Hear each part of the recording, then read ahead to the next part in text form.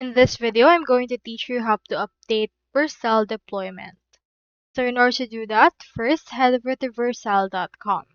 From this page, you can proceed to actually sign up by clicking on this button right here. If you want to create an account and also a project at the same time, I recommend you to click on this Start Deploying. So since I already have a project and an account, I'll just proceed to log in. Now here is my actual dashboard. Here I have my team and here I have my projects. To update your Vercel deployments, you can actually do manual redeployment.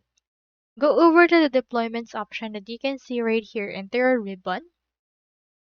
And then after that, you can see all your deployments so far. I have in here this first one. So let's head over and click on this in order to open it. From in there, you can see your deployment details such as your domains, your status, durations, environments, and the likes.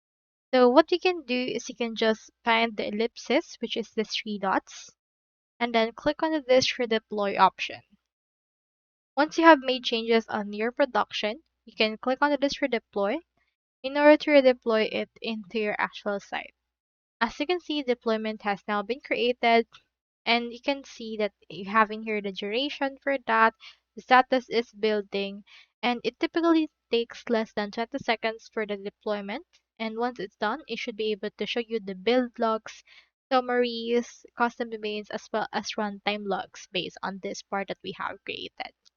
So you can also do automatic updates by adding your or editing your code locally. You can choose rollbacks and also commit the changes and push the committed changes to the branch of Vercel monitors like the main tab. And also it will detect the push and build your project and deploy it themselves. So that's all there is today, and I hope this video helped you out.